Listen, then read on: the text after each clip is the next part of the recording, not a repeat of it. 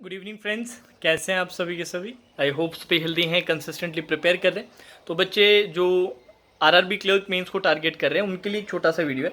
Last time किस तरह के सवाल पूछे गए थे, क्या लेवल था, किस लेवल पे प्रिपरेशन बचे हुए दिनों में अपने को करनी है, तो उसका एक बेसिक आपको मैं रेफरेंस दे देता हूँ। वैसे तो ज़्यादा समय बचा नहीं है, तो एक तो मैं ये बताऊँगा आपको कि क्या क्या पूछा गया था पिछले साल, क्या लेवल था उसका, और कितना अटेम्प्ट अच्छा अटेम्प्ट था, और रीजनिंग स्पेसिफिक मैं बात करूँगा क्योंकि मैं रीजनिंग पढ़ाता हूँ।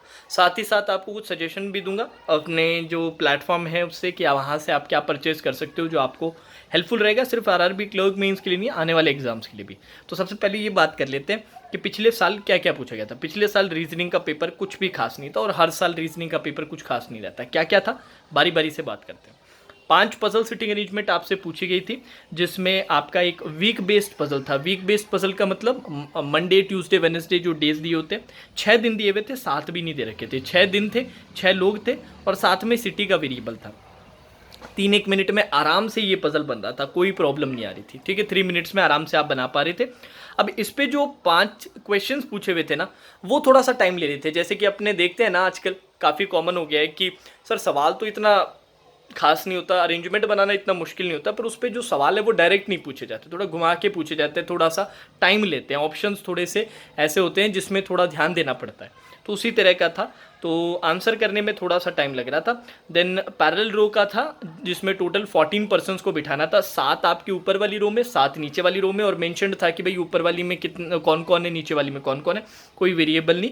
ये भी आपका 3-3.5 मिनट में आराम से बन रहा था। ठीक है, मंथ डेट पजल भी था, जिसमें 3 महीने थे, 2 डेट्स थी, और साथ में एक वेरिएबल था। ये भी वही 3-1 मिनट का सवाल था। और इसमें भी देखो, सारी जो पजल थी मुश्किल कोई भी नहीं थी, बट जो क्वेश्चंस पूछ रखे थे वो थोड़ा सा टाइम ले रहे थे। जैसे आप जानते हो ना कि आजकल डायरेक्ट सीधे वाले क्वेश्चन रेयरली कुछ एक होते हैं।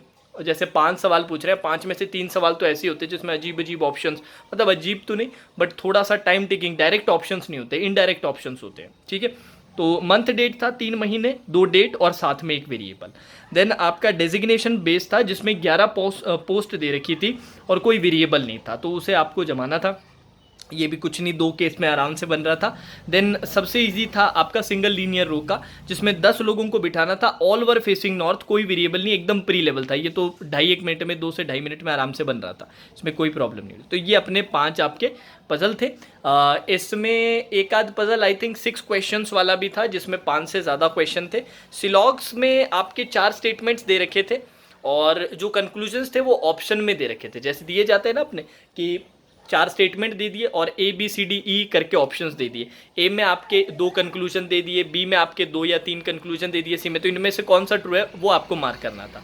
ऐसे 3 सवाल पूछे गए थे। ओनली का कोई नहीं था, सब ओनली अ फ्यू वाले थे। इनइक्वालिटीज़ में सीधी इनइक्वालिटीज़ थी, 3 स्टेटमेंट्स थे, सेमीकोलन करके जैसे रहते हैं।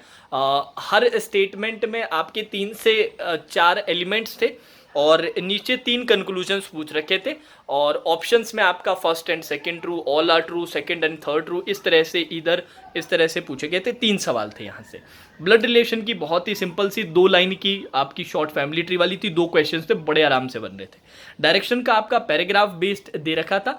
पैराग्राफ बेस्ड में क्या था कि आपको 2 लोग थे, जैसे दिया जाता है ना, 2 लोग चलना स्टार्ट करते हैं और उनका एक कॉमन मीटिंग पॉइंट होता है, तो एक का आप अलग बनाते हो, दूसरे का अलग बनाते हो, फिर उन दोनों को जोड़ देते हो, मर्ज कर देते हो। तो इस पे 3 क्वेश्चंस थे।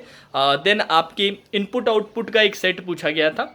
पैटर्न बहुत आसान था, बहुत सारे तो नहीं, 7-8 लेटर्स लिख रखे थे, और लेफ्ट एंड पे राइट एंड पे दोनों पे ऑपरेशन हो रहा था based on alphabetical reverse alphabetical order. तो लेफ्ट एंड पे 2 रीअरेंजमेंट था, राइट एंड पे 2 रीअरेंजमेंट था। लेफ्ट वाले क्या होगा कि अल्फ़ाबेटिकल ऑर्डर के हिसाब से फर्स्ट, और अल्फ़ाबेटिकल ऑर्डर के हिसाब से लास्ट वाला सेट होगा। राइट एंड पे अल्फ़ाबेटिकल के हिसाब से सेकंड, रिवर्स अल्फ़ाबेट के हिसाब से सेकंड, वो सेट होगा। इसी ऑर्डर में सेट होते होते आराम से बन रहा था, बिल्कुल सिंपल बेसिक पैटर्न था, और इस पर आई थिंक 5 या 6 क्वेश्चन थे। देन एक मीनिंगफुल वर्ड वाला था, और फिर एक ऑपरेशन वाला था। ऑपरेशन वाला ऐसा था कि आपको 3 वर्ड्स दे रखे थे, 1 2 3 करके। सबसे पहले उनमें आपके क्या करवा रहा था, हाँ, सबसे पहले वो अल्फ़ाबेटिकल ऑर्डर में जमवा रहा था। अल्फ़ाबेटिकल ऑर्डर में जमा के, जैसे आपने लिख दिया अल्फ़ाबेटिकल ऑर्डर में, फिर वो ये पूछ रहा था कि ऐसी फिर आपकी नंबरिंग कर रहा था वो, जैसे लेफ्ट टू राइट नंबरिंग कर दी सभी लेटर्स की 1 2 3 4, तो वो पूछ रहा था इनमें से 1 लाइन 2 लाइन 3 या कौन सी पोजीशन है जिसमें सभी अल्फ़ाबेटिकल ऑर्डर में आ रहे हैं। इसको मैं ऐसे डायरेक्ट नहीं समझा पाऊंगा, बट नॉर्मल था, थोड़ा सा लैंग्वेज ज़्यादा थी तो बच्चे थोड़े से परेशान हो गए, क्योंकि इसको सॉल्व करने में आपको 1.5-1 मिनट का टाइम लगता है और लैंग्वेज थोड़ी ज़्यादा है, तो इसको बाद में ज़्यादातर बच्चे या तो छोड़ दिया था, जो छोड़ना एकदम सही रहता है, और या फिर बाद में अटेम्प्ट किया था। तो इतने सवाल थे आपके, कोई चाइनीज़ कोडिंग वगैरह नहीं थी, नॉर्मल कोडिंग भी नहीं थी, आपकी डेटा सफिशिएंसी जो काफ़ी फेमस टॉपिक रहता है, काफ़ी फ्रिक्वेंटली आस्क्ड है, वो भी नहीं था। ये पूरा का पूरा आपका कुल मिला के पेपर था। ऑल इन ऑल आप इसमें आई थिंक 35 प्लस अटेम्प्ट कर सकते हैं, एटलीस्ट 35 तो कर ही सकते थे अगर आपने अच्छी तैयारी की है। तैयारी बढ़िया नहीं है तो फिर तो अटेम्प्ट्स की बात करने का मतलब ही नहीं है। अब प्रिपरेशन के रिगार्डिंग मैं बता देता हूँ कि क्या आप कर सकते हैं। मेरा जो सजेशन है वो आप लोगों के लिए रहेगा, हमारा जो आरआरबी मेंस का जो मॉक सेशंस की जो सीरीज़ चल रही है, जो पीओ लेवल पे है ऑल दो, बट वो पीओ लेवल आप लोगों के लिए क्लर्क मेंस वालों के लिए भी बहुत काम करेगा, क्योंकि आरआरबी क्लर्क मेंस का पेपर का लेवल जो होता है उस लेवल का और कोई पेपर नहीं आता, अपने कोई पेपर नहीं आता, तो उसकी तैयारी आपके सिर्फ आरआरबी क्लर्क मेंस की काम आएगी और किसी एग्जाम के काम नहीं आएगी। इसी पे अगर आप आरआरबी पीओ मेंस पे काम करते हो ना, तो वो बाकी एग्जाम के भी थोड़े काम आती है, आरआरबी पीओ मेंस की डेफिनेटली काम आती है और आरआरबी क्लर्क मेंस के भी काम आती है। तो 300 रुपए का वो पैकेज है, हर सेशन में पूरा पूरा पेपर डिस्कस किया है हमने, क्वांट्स और रीजनिंग दोनों का। 300 रुपए का पूरा पैकेज आएगा, वो लिंक मैंने नीचे डिस्क्रिप्शन में दिया है, जाके एक बार चेक जरूर कीजिएगा, आप लोगों के लिए बहुत बहुत यूजफुल रहेगा।